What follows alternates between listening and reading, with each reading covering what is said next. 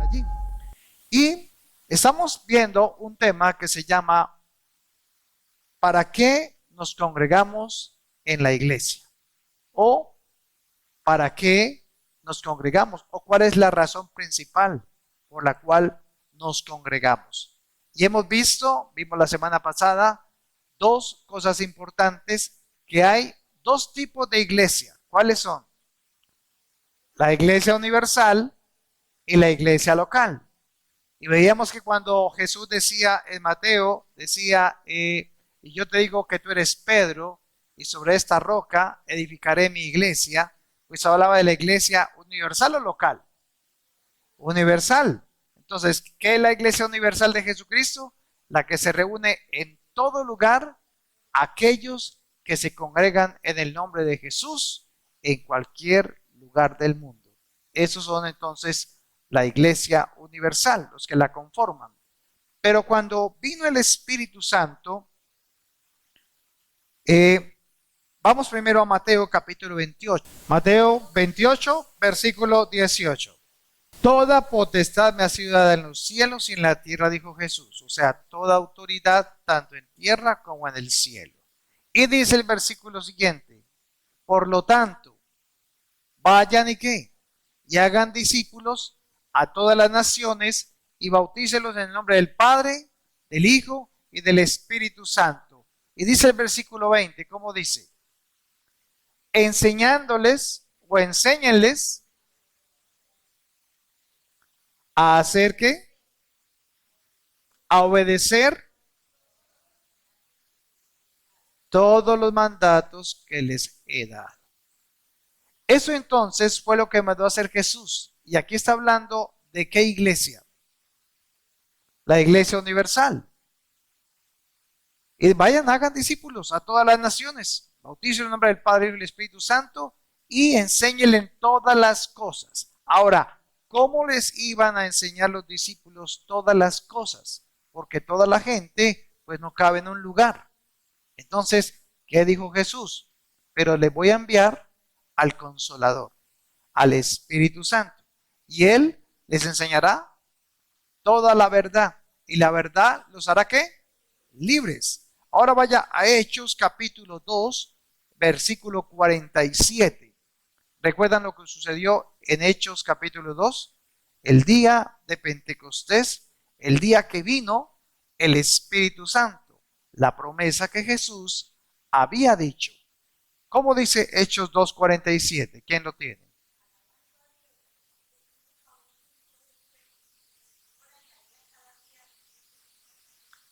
Añadía a la iglesia los que habían de ser salvos. ¿Quién es el que añade a la iglesia los que han de ser salvos?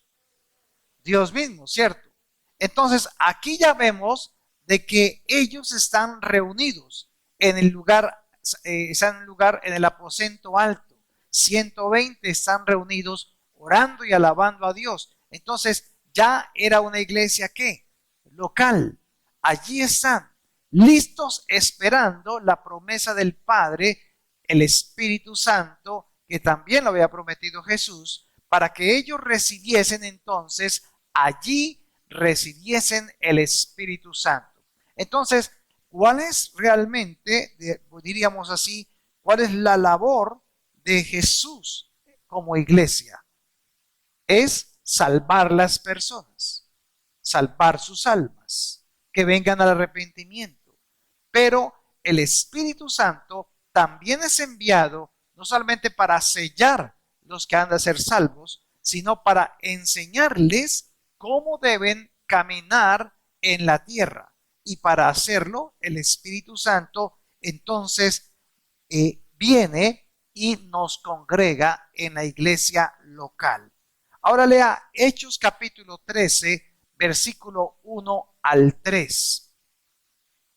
Hechos capítulo 13, versículo 1 al 3.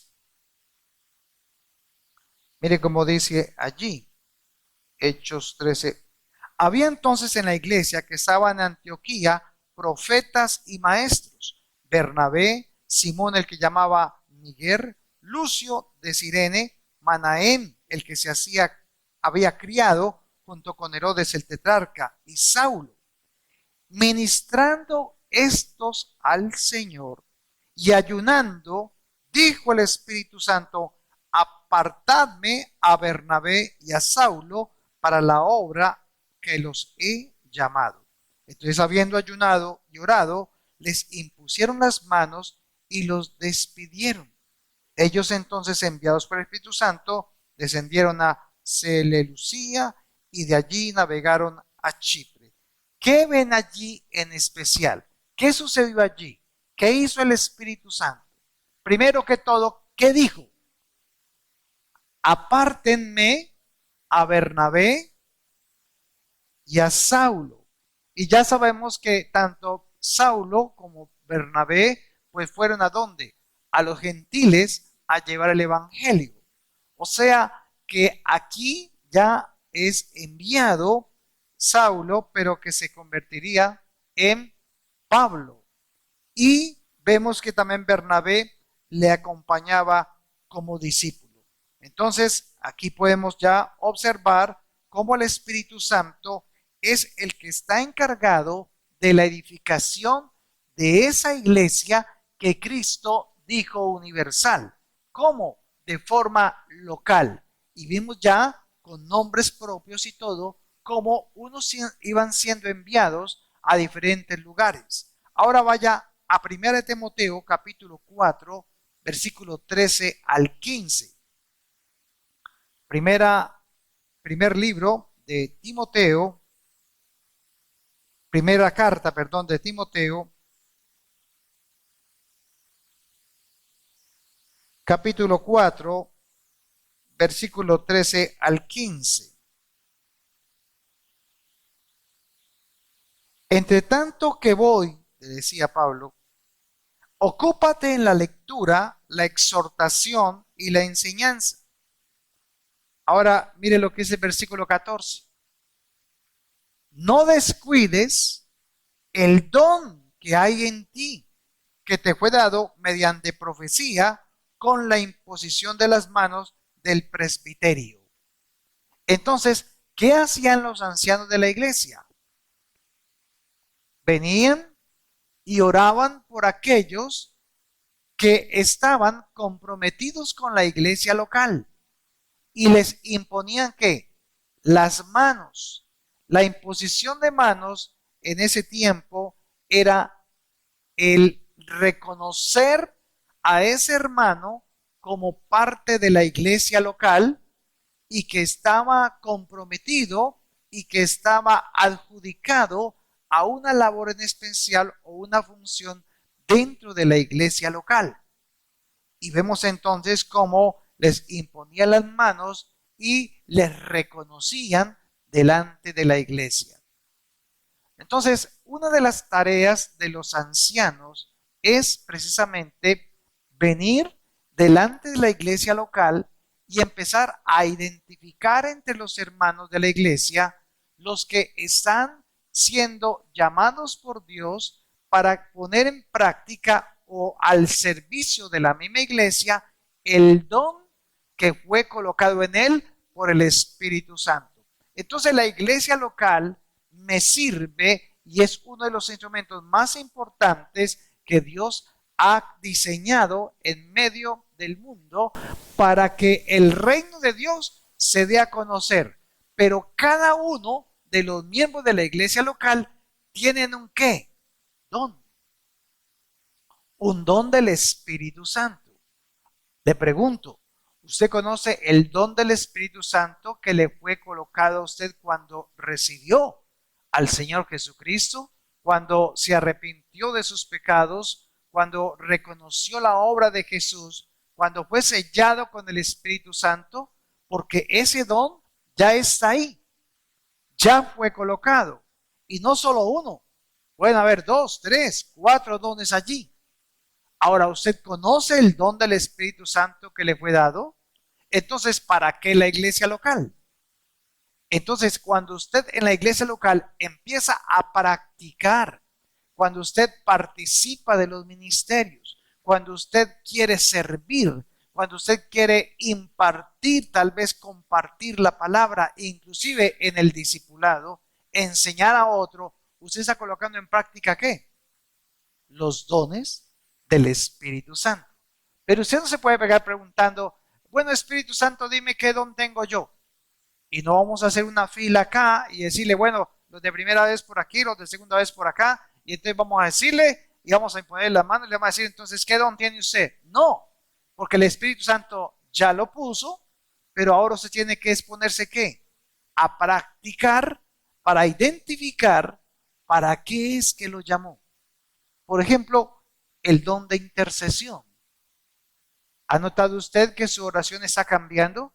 Que ya no es yo, Señor, yo necesito, yo quiero, a mí me parece, Señor, yo quiero esto, dame, Señor, esto. No, ya su oración está cambiando. Señor, oro por Javier, oro por John Jairo, oro por Francis, Señor, ayúdala en esa situación que está viviendo. Hoy, Señor, me colocas a mi hermanito o a mi hermanita para orar por él y usted empieza a orar por él. Ese es el don de intercesión, ¿sí? Y aquí usted empieza a practicar, a practicar. Y eso le va a servir para identificar cuáles son los dones del Espíritu Santo.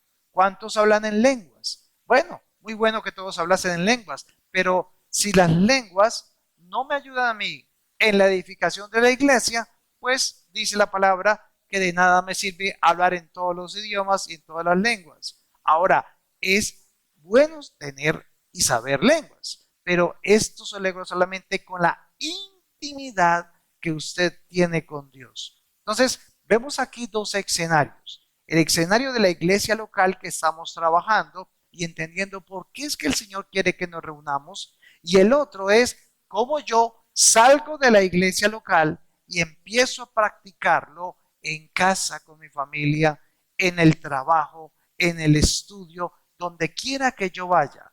La pregunta es, ¿usted deja el don en la iglesia? ¿Deja el don en la casa? ¿O se lo lleva para el trabajo también? ¿Qué opinan? ¿Dónde deja usted el don? ¿Por qué? ¿Por qué no puede dejarlo en ninguna parte?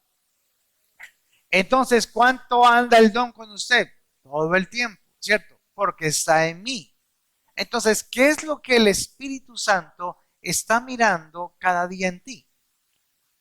¿Cómo estás poniendo en práctica el don que Él ya te entregó?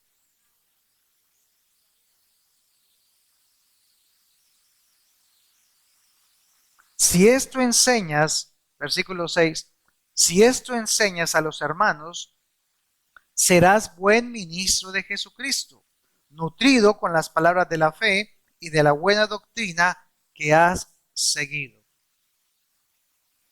Si esto enseñas a tus hermanos. Entonces, el primero de los dones que el Espíritu Santo entrega en la iglesia local a una persona es, aparte del don de salvación, es el don del discernimiento de espíritus. Eso es para discernir cuando una persona le está hablando, usted puede identificar si eso que está diciendo lo dice Dios o si es una palabra de qué, de hombre. Por ejemplo, a ver hermanos, hagamos un pacto hoy espectacular con el Señor. Hagamos el pacto. Entonces usted va a dar el 1% de la deuda y no le va a pagar el 99%. ¿Esos son pactos de hombre o de Dios? De hombre, porque pactos de este tipo no hay en la Biblia. Los únicos pactos que se hacían en la Biblia eran los que Dios hacía o con Jesús, o con el Espíritu Santo, o con un llamado especial con 4 o 5 hombres, entre ellos Abraham y algunos otros que estaban allí.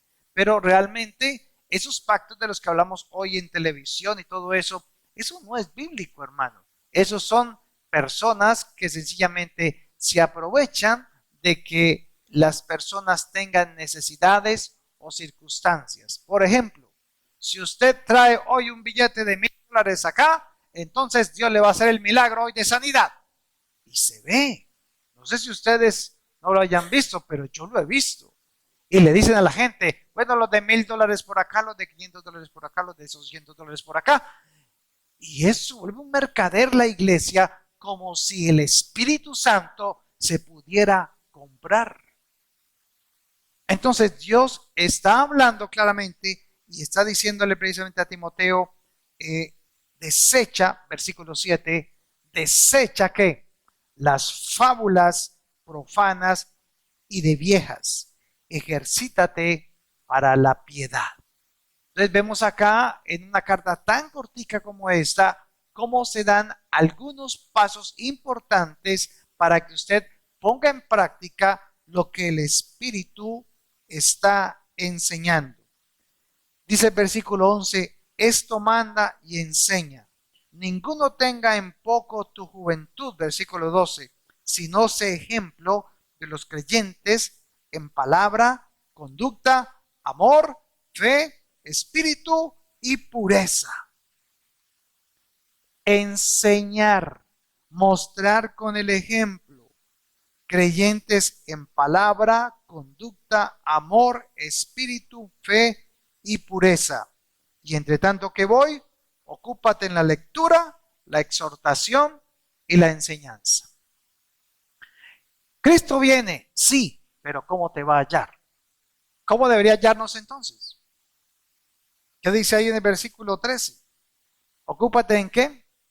En la lectura, en la exhortación y la enseñanza. Bueno, entonces, ¿para qué nos congregamos, hermanos míos? Ahora, dígame usted, ¿para qué nos congregamos? ¿Cuál es la razón de congregarse? Porque congregarse es precisamente estar juntos unos cuantos discípulos. Unos han sido llamados a esta iglesia, otros han llamado a otro la iglesia local, etcétera, etcétera. Pero si usted está en esta iglesia, usted tiene que identificar cuál es el llamado que Dios le ha dado. Identificar cuál es el don del Espíritu Santo que usted tiene y ahora tomar eso y ponerlo en qué? En servicio de quiénes? De la misma iglesia, de los que han de llegar. Entonces, cuando Dios empieza a colocar las personas en una iglesia, ¿cuándo empieza a suceder eso? Cuando el Señor mismo ve dentro de ese grupo de hermanos que se empiezan a desarrollar ¿qué? Los dones. Pero si nosotros no ponemos al servicio o no ponemos en práctica los dones del Espíritu Santo, entonces el Señor ¿qué hace?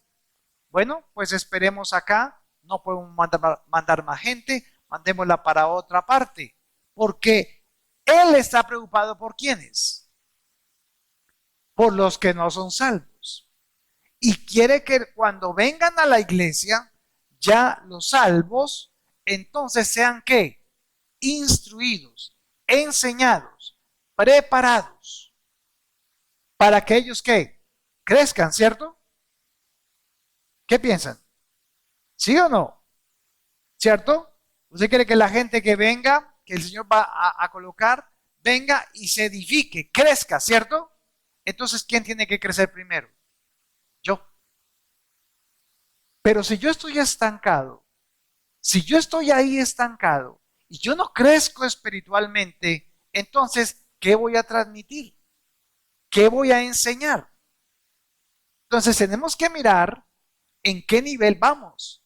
Si yo me quedé solamente como un escuchante de la palabra, como una persona que es simpatizante, o si yo quiero poner en práctica los dones del Espíritu Santo que ya tenemos y que están ahí esperando a fluir, a salir. Entonces, ¿para qué nos congregamos? Pues voy a decirles primero que todo, ¿para qué nos congregamos?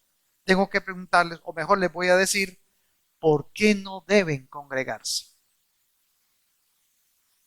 Para poder responder por qué es que Dios nos invita a congregarnos y para qué nos congregamos, entonces les voy a explicar lo que Pablo decía de lo que no se debe hacer al congregarse. Entonces miremos esto en 1 Corintios capítulo 11, versículo 17. Primera carta a los Corintios,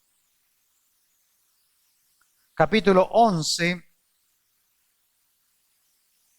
versículo 17. Miremos del versículo 17 al 20. Y Pablo está enviando este mensaje a la iglesia que se reúne localmente en Colosa. Por eso decían colosenses.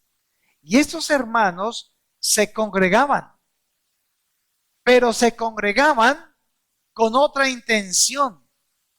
Entonces, por esa razón, Pablo, guiado por el Espíritu Santo, le dice acá en 1 Corintios capítulo 11, versículo 17, pero al anunciaros esto que sigue, no os alabo, no os alabo, porque no os congregáis para lo mejor, sino para qué, para lo peor, ¿cómo le parece?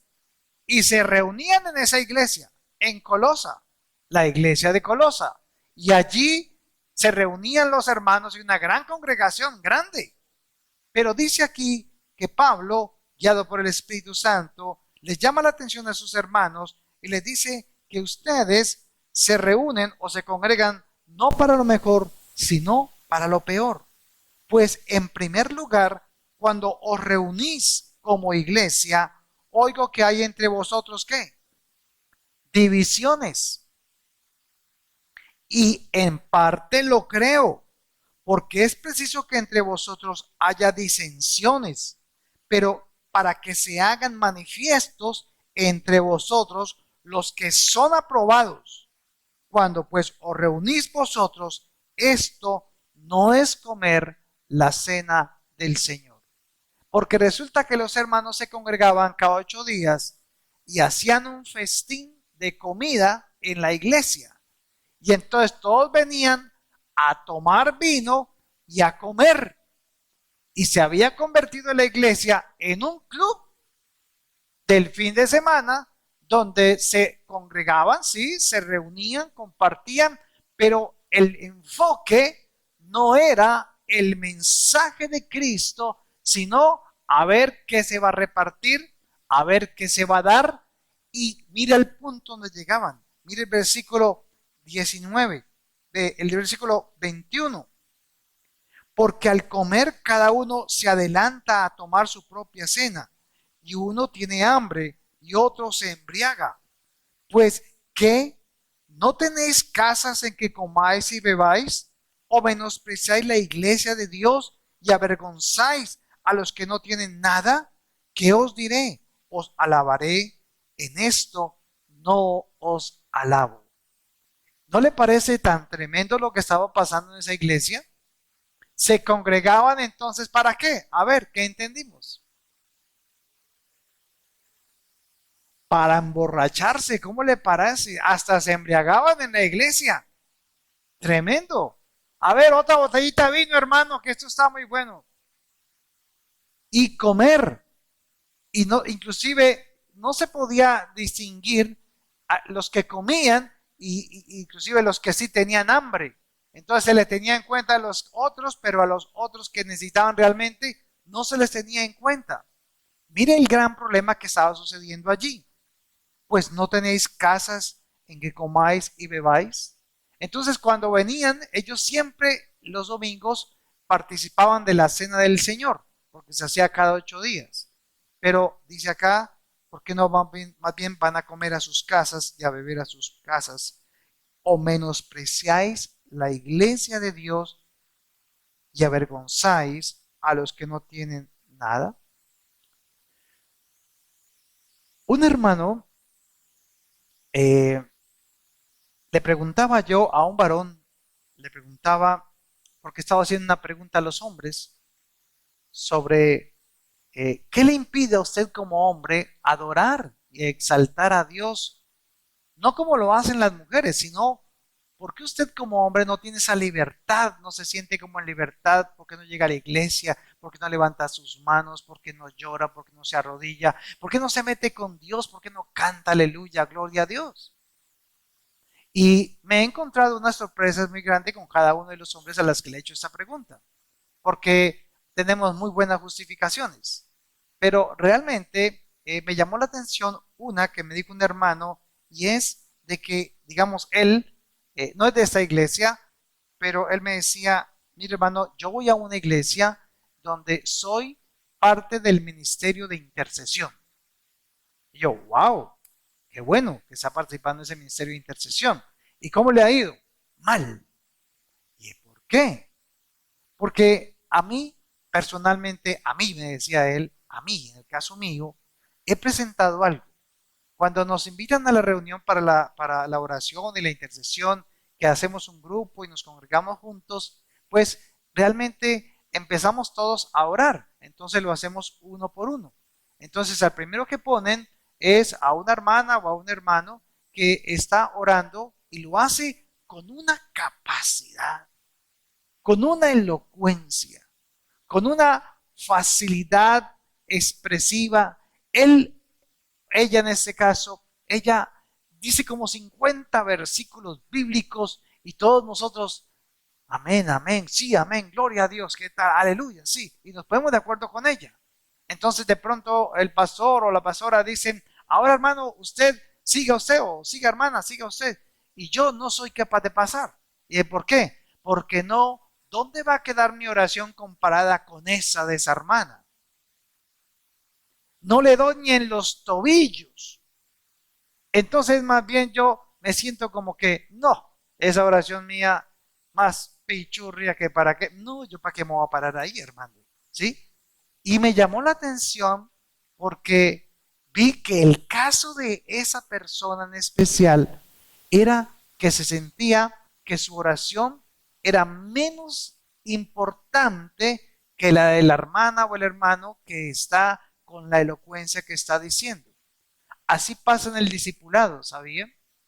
En el discipulado hay hermanos que tienen facilidad de expresar y de enseñar y compartir, pero a veces el que le acompaña no se atreve a dar el discipulado porque ella no, o él no tiene la misma que facilidad o de expresión como lo dice. Entonces quieren predicar como el pastor, quieren enseñar como la hermana, quieren compartir pero como el hermano. Pero el hermano está por allá 50 kilómetros en el cielo, entonces nunca lo van a poder enseñar ni poder alcanzar porque su capacidad para expresar no es la misma. Y luego de que hablé con él, le pude dar a conocer de que había un fariseo y un publicano. Y Jesús está allí con los discípulos y le dice que los dos entraron a adorar a Dios. Y que el fariseo se paró al frente, entró al templo, levantó sus manos y empezó a decir a voz de puro pulmón, Señor, gracias porque yo he sido cumplido en todo, en mis diezmos, en mis ofrendas, porque tú eres mi Dios, porque Señor, he cumplido con todo lo que tú me has dicho, bla, bla, bla, bla, bla, bla. Y dice que en la puerta había quién, un publicano, que no se atrevía a qué, ni a entrar siquiera. Y de allá de la puertica, Señor, estoy aquí, no soy digno ni siquiera de entrar a este recinto, alabarte y adorarte, porque Señor, estoy mal, estoy necesitado, estoy triste, Señor. Dice Jesús en esa parábola que, ¿quién creen ustedes que fue escuchado? ¿El fariseo o el publicano? El publicano, le dijeron los discípulos. Entonces, ¿qué es el error que cometía el hermano que me estaba contando esta historia? Y le tuve que hacer ver eso, de que no es una oración llena de versículos y de elocuencia y de wow, que uno dice, uff, hermano, qué oración la que usted hizo, la que Dios va a escuchar, sino una que sale ¿de dónde? Del corazón. Y tal vez son 3 minutos que usted va a orar, tal vez son 2 minutos, tal vez no tiene más que decir, pero lo que usted dice, ¿lo dice de qué? De corazón. Y dice que Dios busca ese tipo de adoradores, adoradores que te adoren como en espíritu y en verdad. Por eso usted, tal vez si se le está presentando esto, nunca se sienta menos y piense que su oración es menos que el hermano que ora tan espectacular.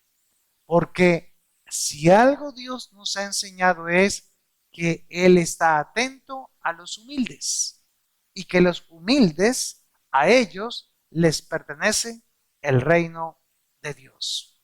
Entonces, nunca se sienta menos en ese talento, perdón, ese don del Espíritu Santo que usted tiene. Y usted solamente póngalo en práctica. Y poco a poco el mismo Espíritu Santo le va enseñando y le va perfeccionando. Porque tanto en el fariseo, en el publicano, en el hermano, en la hermana, el pastor, el ministro, el que disipula, etcétera, etcétera, lo único que hace el crecimiento espiritual en esa persona es una relación íntima con Dios. Es la relación íntima, hermanos. Es eso que usted habla ya en lo secreto. Y entre usted más practica eso, entonces Dios le da más palabra. Y le da más palabra. Y entonces, ¿qué pasa? Dios lo va a recompensar en público. Y va a ser el momento en que los del presbiterio van a mirar y dice, uy, hermana Franci, yo creo que usted ya está para que sea parte del grupo de intercesión y se para al frente y empieza a orar, ¿cierto? Entonces ya empezamos. Me acuerdo que comenzamos, creo que pasó con Marta, ¿cierto? Con Martica. Martica dice, ay, no, yo no me paro allá, yo no me paro allá. Pero ya viene acá y ya coge el micrófono y ya habla y ya pronuncia. Es una mujer de oración. ¿Por qué? Porque conocemos la intimidad de ella. ¿Sí? Ahí está la clave. Vamos entonces a darnos cuenta de que Pablo está diciendo que en esto no los en que se reúnen es para otras cosas. Entonces, ¿para qué nos debemos congregar? Ahora vaya a Hebreos capítulo 10, versículos 23 y 24. Hebreos capítulo 10, versículo 23 y 24. Son dos versículos muy importantes que hablan muchas cosas, pero que hoy vamos a estudiarlas para entender para qué nos congregamos. El versículo 23 dice, mantengamos firme sin fluctuar la profesión de nuestra esperanza, porque fiel es el que prometió, el que lo prometió. Y considerémonos unos a otros para estimularnos al amor y a las buenas obras, no dejando de qué, de congregarnos como algunos tienen por costumbre, sino exhortándonos y tanto más cuando veis que aquel día se acerca. Entonces, dice acá el apóstol Pablo que no debemos de congregarnos como algunos tienen por costumbre. ¿Cómo así? Explíqueme en eso, hermanos. ¿Hay algunos hermanos que tienen por costumbre no congregarse? Sí. O sea, que aquí está diciendo que hay unos que dicen ser hermanos en la fe, pero que no se congregan en la iglesia local. Entonces pregunto, ¿debemos congregarnos como iglesia local? Sí. Y dice acá, no dejando de congregarnos como algunos tienen por costumbre, sino exhortándonos. O sea que la iglesia es una gran escuela donde se exhorta, se consuela y se edifica. Entonces, la iglesia local se hacen tres cosas: exhortación, consolación y edificación. Eso es la iglesia local. Allí es donde el Espíritu Santo nos prepara. porque vamos a escuchar enseñanzas que no nos van a gustar, pero que sabe el Señor que está hablando a nuestro corazón. Entonces usted dice, oiga, pero ¿quién le contó al pastor que yo soy pasando eso? ¿Cierto? Y es la palabra la que está precisamente mostrándonos eso. También la consolación, porque cualquiera de nosotros puede venir un domingo y venir afligido, triste, aburrido, enfermo, decaído. ¿Y qué necesita? ¿Ser qué? Consolado. Y también edificación. Entonces, ¿para qué se edifica la iglesia? El miembro como tal de la iglesia local. Se edifica para hacer qué? Preparado para toda buena obra, de tal manera que pueda ser qué? Útil al servicio de la iglesia, de otros hermanos que van a llegar. Pregunto, no levante la mano, pero ¿cuántos de ustedes están discipulando a otra persona? ¿Cierto que poquitos? Realmente no estamos discipulando a otro. A ver, ¿alguno ha reclamado este año un manual de discipulado para poder discipular a otro? Bueno, pues la verdad, casi ninguno. Y otros me van a decir, no, yo ya lo tengo, ¿lo estás usando? No. Entonces, volvemos otra vez. Entonces, la iglesia, recuerden, la iglesia local no es un lugar. La iglesia local es un grupo de hombres y mujeres creyentes, nacidos de nuevo, que se congregan para edificarse y ayudar a otros. ¿Ya estás discipulando a tus papás? ¿Ya estás discipulando a tus hermanos? Gloria a Dios. Lucila le compartió al hermano y el hermano atendió el llamado. Pero, ¿qué deberían haber aquí? Las familias, ¿cierto? Las familias. ¿Por dónde vamos a comenzar? Hay unos misioneros muy especiales en la palabra de Dios, en el reino de Dios, en la iglesia, en el mundo. Son unos misioneros que estudian para misiones y van y hacen 5 años de misioneros y toda la cosa. Y todo eso está bien y se preparan y tremendo.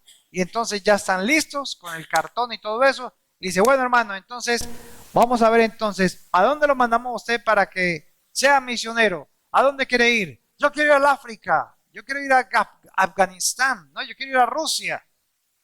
¿Para qué? Para ganarme a la gente para Cristo. Entonces le decía un pastor a uno de ellos, ¿y por qué no te ganas primero al vecino, el que vive enseguida de ti? Ah, no, es que él es muy duro para creer. O es porque todos los días está viendo tu testimonio. Y por ese testimonio que das en tu propia casa, no se convierte en ellos. Entonces a veces queremos ir a donde nadie nos ¿qué? Nos conozca. Porque ahí sí nos ¿qué? Ahí sí nos oyen. Pero el vecino, no, es que ese no se convierte ni dándole pues. ¿Por qué? Porque usted es una persona que es cantaletosa, que alega, que pelea, que riñe, que deja, no limpia el andén de la calle, de la casa, que el perro se le ensucia al vecino y usted no le limpia. Entonces, ¿qué pasa con el vecino? ¡Ja! Y esta que dice que es ¿qué? Cristiana. ¿Se ve? Desde ese pequeño, sencillo ejemplo, el talento, o mejor, el don del Espíritu Santo, ¿se pone en qué? En práctica.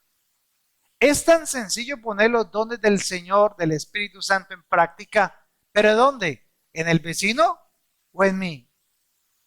En mí. Entonces, ¿para quién debo trabajar yo? ¿Para Dios o para el hombre? Para Dios, ¿verdad? Entonces, si usted trabaja para Dios, entonces, ¿cómo es que Dios va a trabajar con su vecino?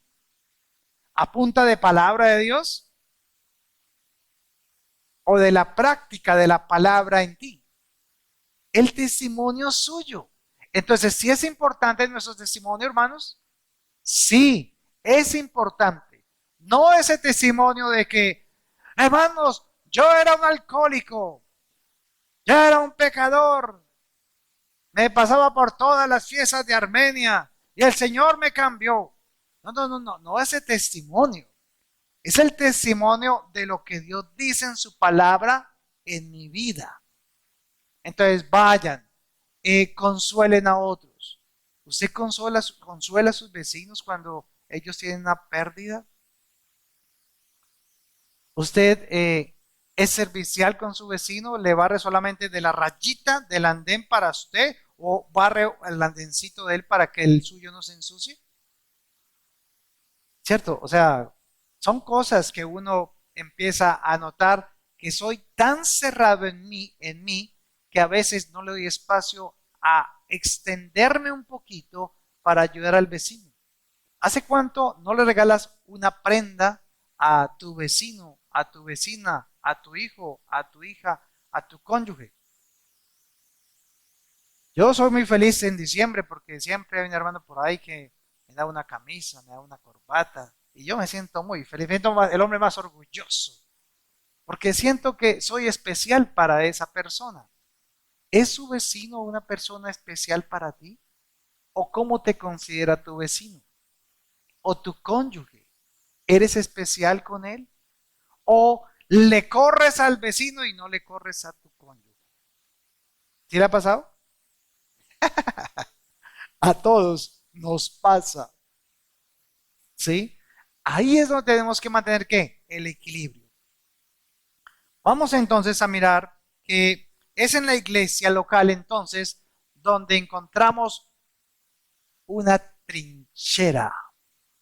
¿Qué es la iglesia? Decíamos la semana pasada. Es una trinchera para los hijos de Dios. Porque en esa trinchera es donde nos ¿qué?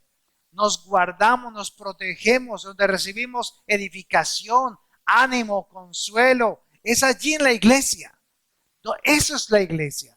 Entonces, siempre que usted venga a la iglesia local, hermano, ¿usted qué tiene para su hermano? Un abrazo, ¿verdad? Y una sonrisa. Y usted puede inclusive orar por esa persona. ¿Por qué? Porque tal vez ella está pasando por un problema difícil, pero usted está como contento, usted está feliz, usted está gloria a Dios, me siento feliz, me siento lleno del Señor. Mejor dicho, oré toda la semana en la casa, esas oraciones en la madrugada espectaculares, leí la palabra y uy, vengo lleno del Espíritu Santo. Y al lado suyo está sentada una hermana que está pasando una circunstancia que con un problema bien tremendo. Y usted le ve la cara y, uy, hermanita, usted sí como que está muy mal. ¿Qué le pasa, hermana? ¿Qué le pasa? No, ¿qué hay que hacer? Venga, hermana, venga, yo oro por usted. No hay ni que preguntarle por qué. A ver, ¿por qué quiere que ore? No, no, levántese usted allí, levante una manito, póngale la manito, imponga las manos usted y empiece a orar por esa personita. Y Señor, oro por mi hermano, oro por mi hermana, Padre, levántalo, anímalo, que la fe no le falte. Señor, dale una doble porción de mi espíritu, así como me dice a mí, dale el doble a ella, Señor amado, o a él, para que se levante, para que se conforte, para que mire la vida como una forma diferente. Amén. Eso es lo que está usted recibiendo de parte del Señor y eso es lo que usted transmite a los otros. Entonces, ¿hay diferencias entre la iglesia universal y la iglesia local? Sí, ¿verdad? La iglesia universal, ahí estamos todos. Pero en la iglesia local, ¿qué se hace?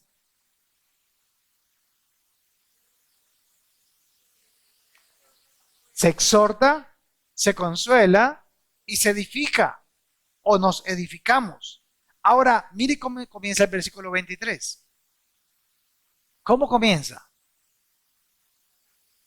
Mantengamos, otra dice, mantengámonos firmes sin fluctuar. Entonces, ¿qué es mantenerse firme? Entonces, cuando nos congregamos, es el lugar donde podemos mantenernos, ¿qué? Firmes. Entonces, la iglesia local, ¿para qué sirve?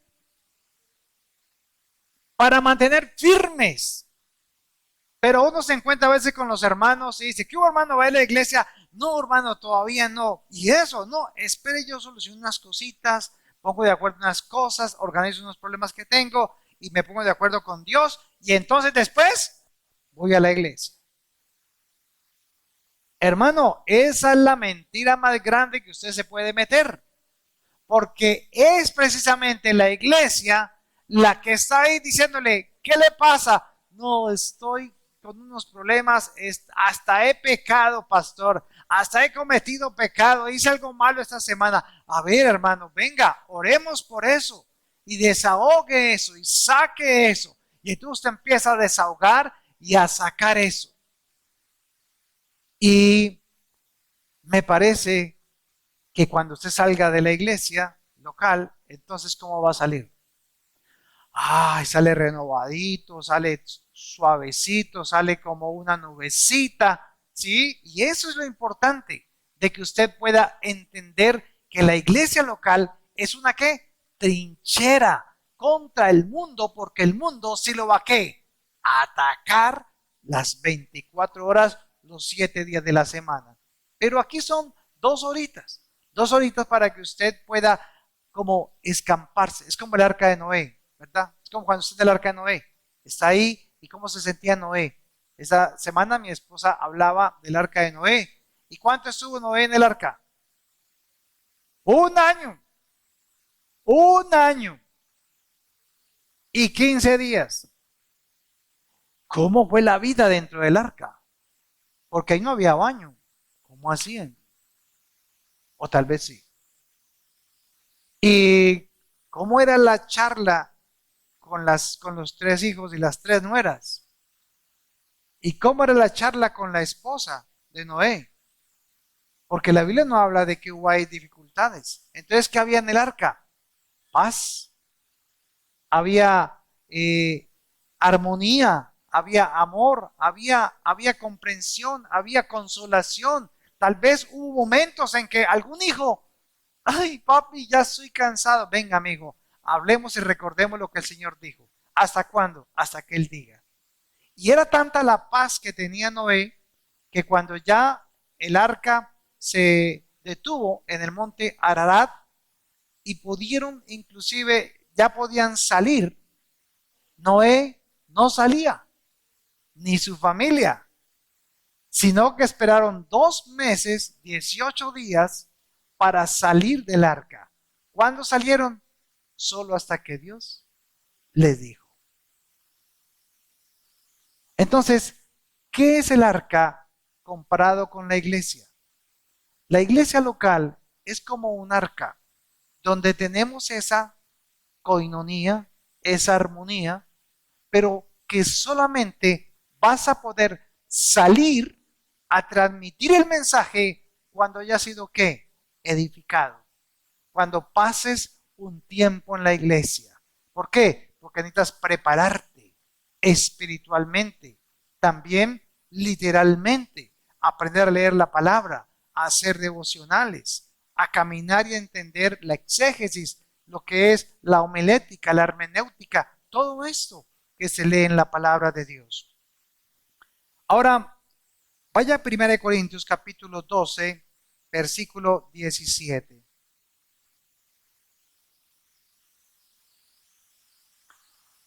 Primera carta a los Corintios,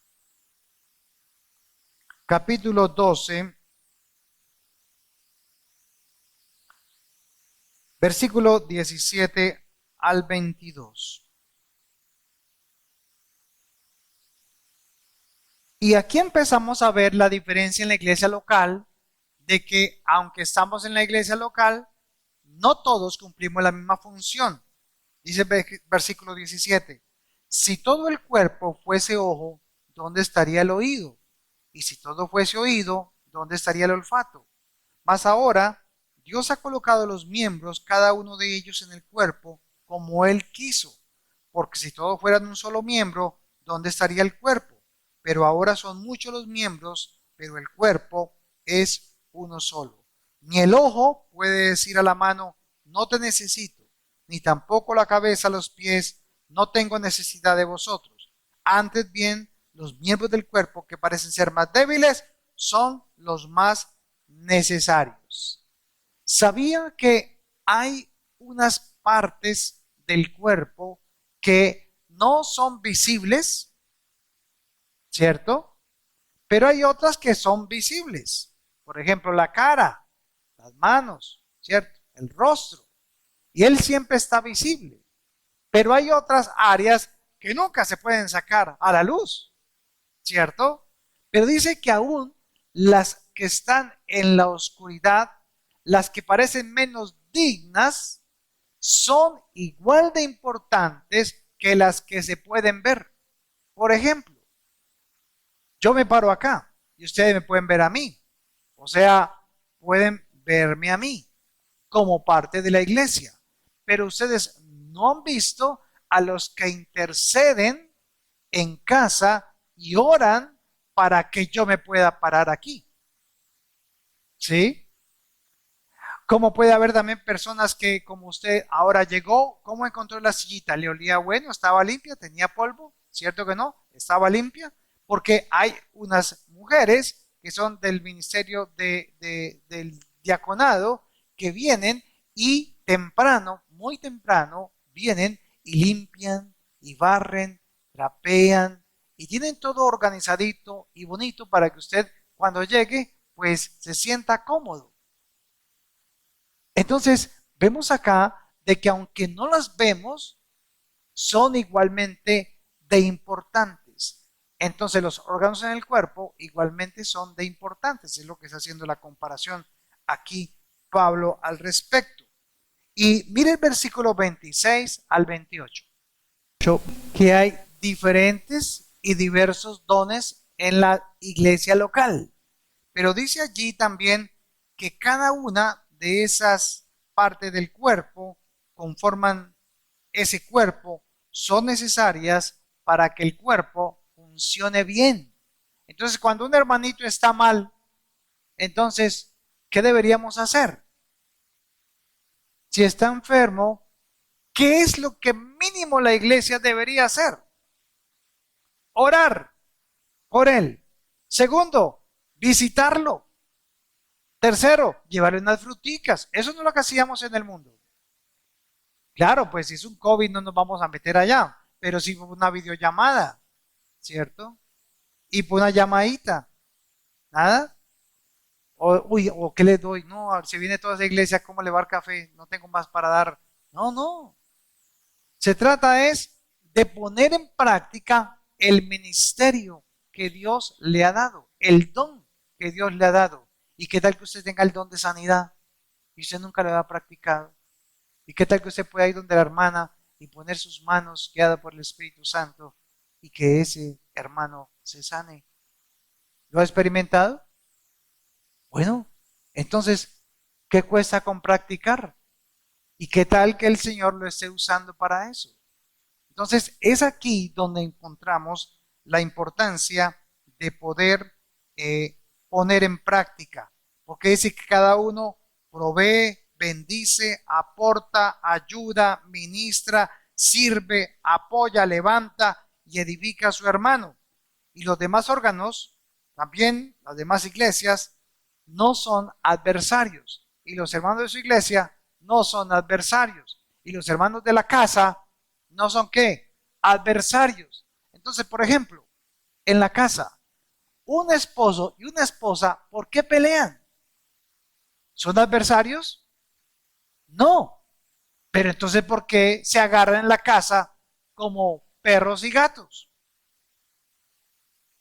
Si son cristianos. ¿Cuál es la razón?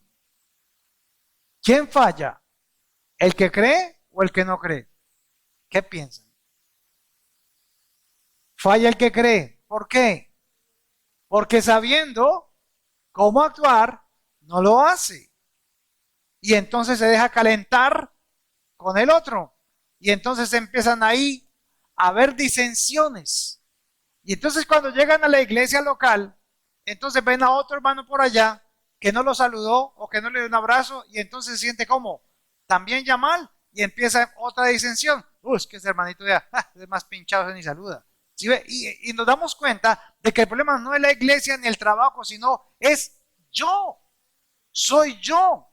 Es la manera en que yo actúo. Porque estoy esperando que me den cuando puedo qué? Dar. Entonces la clave de la iglesia local es el don de dar. Siempre de compartir lo que usted ha recibido. Lo que pasa es que todavía no sabe que ya lo tiene. Así que la iglesia local, hermanos, es un grupo de cristianos que se reúnen regularmente en el nombre de Jesús para confirmar y supervisar oficialmente cada uno sus integrantes como un miembro activo importante y necesario para fortalecer el reino de Dios sobre la tierra por medio de la escritura y sus mandamientos. Ahí todos quedaron volando.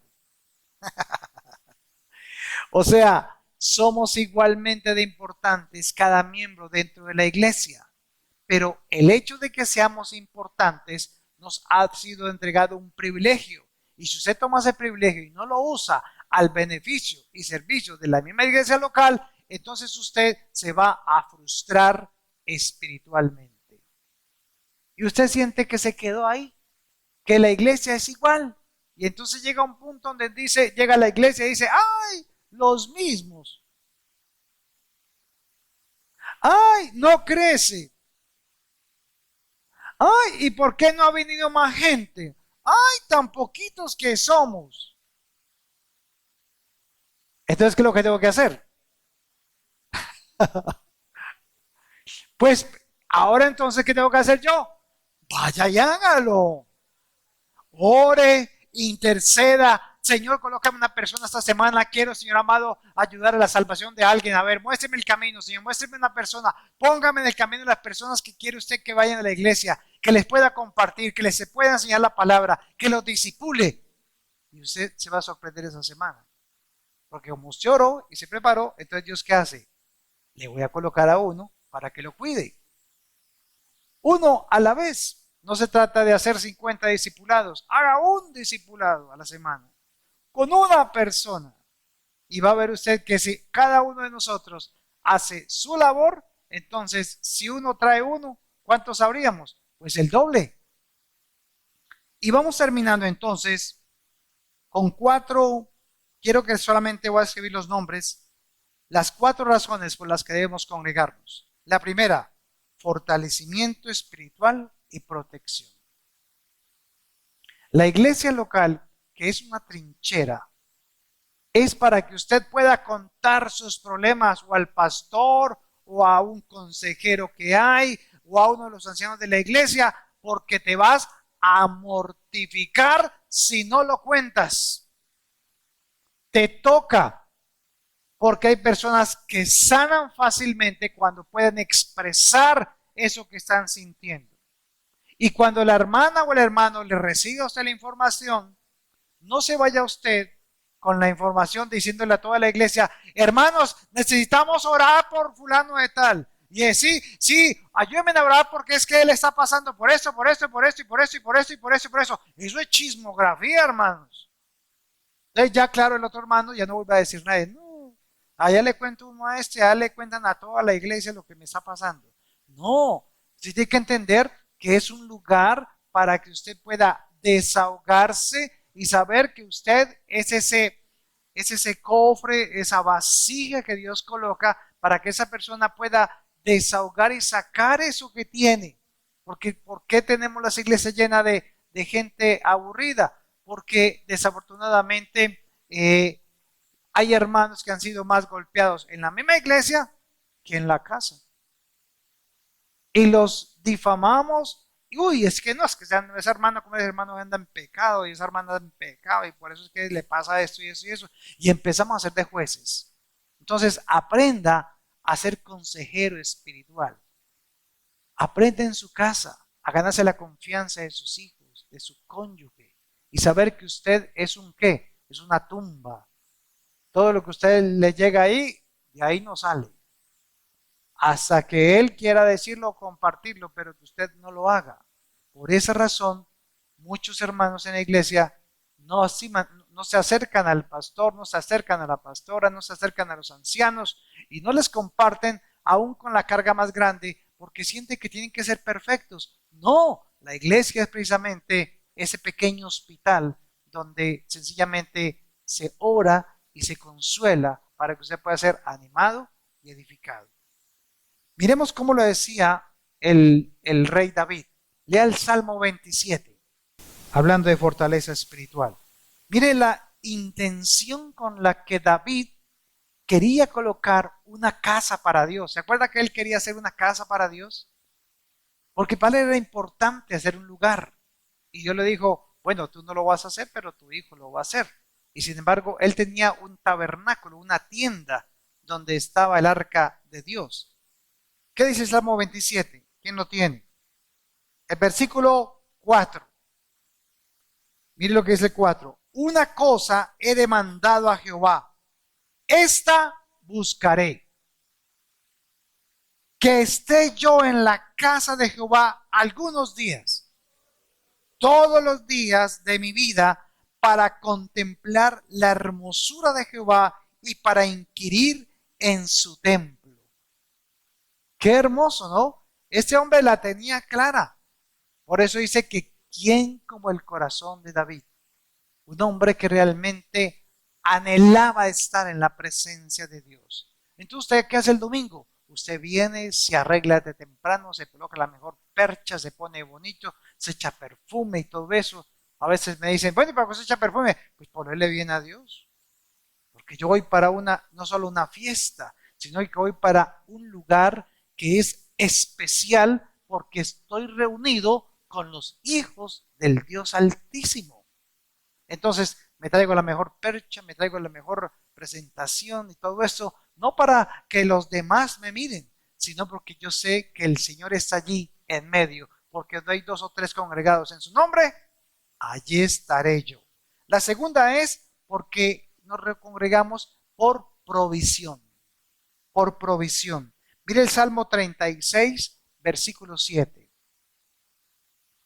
Cuando vamos a la casa de Dios, Él da provisión, Él ilumina nuestro entendimiento y nos muestra qué hacer y cómo hacerlo de tal manera que podemos salir beneficiados. Porque ese consejo en la palabra, esa palabra que dieron ese día, eso me ayudó para entender el paso que debo hacer. Tal vez en ese momento necesitas dar un paso definitivo en tu vida. Señor, ¿qué hago? Quiero entender tu voluntad. Y el Señor entonces, en medio de una palabra, en medio de una frase, entonces te está respondiendo y está allí diciéndote lo que debes hacer. El Salmo 36, versículo 7 dice, cuán preciosa, oh Dios, es tu misericordia. Por eso los hijos de los hombres se amparan bajo la sombra de tus alas. Serán completamente saciados de la grosura ¿de qué? De tu casa, y tú los abrevarás del torrente de tus delicias, porque contigo está el manantial de la vida. En tu luz veremos la luz. Entonces, ¿qué hay en la iglesia? Luz. Luz para poder saber usted qué decisión va a tomar frente a su vida, frente a lo que le está pidiendo al Señor. Tal vez ha estado pidiendo toda la semana algo al Señor y es ese domingo precisamente en que nos reunimos que Dios está respondiendo a tu vida en esa situación que estás viviendo. La tercera es entendimiento y sabiduría. Si existe algo que desarrollan aquellos que buscan a Dios, es el entendimiento y la sabiduría. Los hace hombres y mujeres más que extraordinarios, visionarios, prudentes, planeadores y ejecutores de buenos planes. Vamos a leer el Salmo 111, versículo 1. Salmo 111. Alguien que lo tenga ahí que me lo pueda leer. Salmo 111, versículo 1. ¿Qué dice? ¿Dónde dice ahí que va a alabar a Dios con todo el corazón? En la congregación de los justos o de los rectos, o sea, de los hijos de Dios, de los que estamos hoy acá. ¿Y qué dice el versículo 10? Entonces, ¿qué hay en la iglesia? Sabiduría y entendimiento para precisamente actuar frente a los acoses que nos hace el mundo. Y la termina y última, la final es, la cuarta es para desarrollar los dones, talentos y habilidades. Lea Éxodo 35, versículo 30. Éxodo 35, versículo 30. Porque cuando buscamos el bien para la casa de nuestro Dios, cuando amamos su morada y nos disponemos a servir en su obra, comenzamos a desarrollar los dones, talentos, habilidades que Él ha puesto en nosotros y que lo descubrimos solo cuando nos disponemos a servir. ¿Cómo comienza el versículo 30? Éxodo 35, versículo 30. ¿Qué dice? Oiga, ¿qué entrega Dios en la iglesia a la iglesia? No solamente son dones, sino que les da talentos, inteligencia, sabiduría. ¿Para qué? Para vivir ¿cómo? Bien, para hacer y vivir agradablemente. Siga leyendo. Y dice el 35, y los ha llenado de sabiduría de corazón para que hagan toda la obra de arte y de invención y de bordado en azul, en púrpura, en carmesí, en lino fino y en telar, para que hagan toda labor e inventen todo diseño. Hermanos, es increíble ver cómo Dios, por medio de la iglesia local y en lo que se crece en sabiduría y estatura, nos permite hacer cosas que creíamos que no éramos buenos, desde manualidades hasta los dones del Espíritu. Crecer espiritualmente, pero también crecer físicamente, que sus talentos se puedan desarrollar. Entonces, ¿qué hay en la palabra de Dios? No solamente sabiduría espiritual para hacer las cosas espirituales, sino también sabiduría que viene de Dios para actuar, vivir cómodamente y no tener que depender o tener que sufrir, porque ¿cómo quiere Dios que vivamos? ¿Recuerdan lo que dice tercera de Juan? Amados, yo quiero que sean prosperados en algunas cosas. ¿En cuántas? En todas las cosas. ¿Y que tengan qué? Salud, así como prospera su alma. Qué bonito entonces ver cómo Dios no solamente está pendiente de nuestra vida espiritual, sino que es el orden. ¿Qué es entonces? ¿Es primero lo material o lo espiritual? Lo espiritual. Entonces venimos a la iglesia para ser fortalecidos en el hombre interior, en el espíritu. Y cuando somos fortalecidos en el espíritu, nuestra alma, que tiene mente, voluntad y emociones, entonces empieza a darse cuenta que puede actuar. Y cuando el cuerpo empieza entonces a actuar por medio del alma, entonces el cuerpo empieza a darse cuenta de que, hola, mira que soy bueno para esto, para aquello, por lo otro. Y empezamos a actuar y nos damos cuenta de que efectivamente podemos ser prosperados en todas las cosas así, y tener salud, así como prospera que nuestra alma. Pero esto, la iglesia local, es una práctica diaria y no de cada 8 días. Aquí recibimos hoy la instrucción, ahora que tenemos clase con ella en la semana. Practicarla, ¿verdad? Practicarla. Entonces, deje ese yo por allá guardado, deje esa vieja naturaleza por allá guardada, ese hombre pecaminoso, déjelo por allá amarrado. Siempre va a andar con él hasta el día que usted se muera, pero déjelo atado. Y deje solamente que de usted brille ¿qué? La luz del Cristo, porque en su luz veremos la luz. Entonces, ¿qué hay en la iglesia? Luz. Y como estamos en la luz, entonces vamos a ver ¿qué? La luz, que es la palabra de Dios. ¿Cómo nos duele a nosotros que nos toquen estos temas? Pero ¿es la realidad o es que usted es la única que es así o el único que es así? ¿Nos pasa a algunos? A todos. Entonces mire que somos exhortados, pero también ¿qué? Consolados y ser edificados. ¿Y con qué fin? ¿Cuál es el propósito? Cuando Dios entonces empieza a ver cambios en tu vida y estás actuando más en el nuevo hombre y no en el viejo hombre, entonces que empieza a colocar a tu alrededor personas que pueden venir a aprender de ti. Porque de lo contrario, entonces usted está pasando es un material, usted está pasando es un discipulado, usted está pasando son hojas, lecciones, pero antes de hacer allá, tiene que hacer ¿dónde? En mí. Voy a invitarle para que usted cierre sus ojos por un momento y oremos a Dios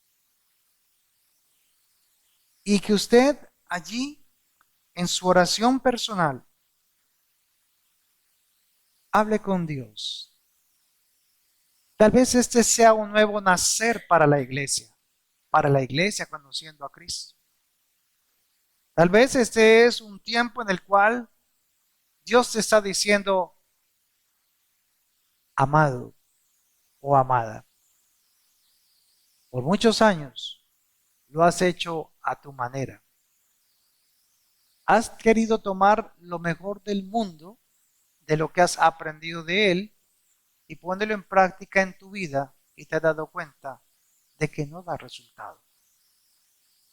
Pero hoy el Señor te está invitando para que este resto de año haga las cosas a la manera de Él, como Él dice que se deben hacer, de poner en práctica lo que Él dice, porque Él no es hombre para mentir, ni hijo de hombre para arrepentirse. Y el Señor siempre te está recordando diciendo, no temas, no te dejaré, no te desampararé, no te abandonaré. Yo soy tu escudo, tu fortaleza, tu pronto auxilio, tu socorro. Yo soy tu bandera. Yo soy Jehová Nishi, tu bandera. Yo soy el que voy delante de ti como poderoso. Soy tu escudo. Soy tu fortaleza. Y he entregado la iglesia local. Y he dado dones a los hombres. Y he entregado a profetas, a maestros, a evangelistas, a pastores, para que te edifiquen, para que seas de buen caminar sobre esta tierra, para que camines conmigo, para darme a conocer a aquellos que están todavía en oscuridad. Señor, reconocemos que no es con nuestras fuerzas, sino con tu Santo Espíritu, que es solamente por medio de tu Espíritu Santo y de esa relación íntima que tenemos contigo, Jesús, cada día, que podemos, Señor amado, dar testimonio de que lo que tú dices es verdad. Y aunque a veces, Señor, sintamos que te estás demorando mucho en respondernos ante una petición, ante una enfermedad, ante una situación que estamos viviendo y que te hemos clamado y pedido que por favor nos respondas, Señor, reconocemos que tú lo harás en el tiempo preciso, que no lo harás ni antes ni después, ni será tarde ni por adelantado, sino que tú, Señor, ya has escuchado nuestra petición que tenemos delante de ti y que, Señor, el tiempo que demora en respondernos ante una petición es mi prueba de fe. Es de saber realmente qué había en mi corazón, si había de creer o no, si había de caminar contigo o no.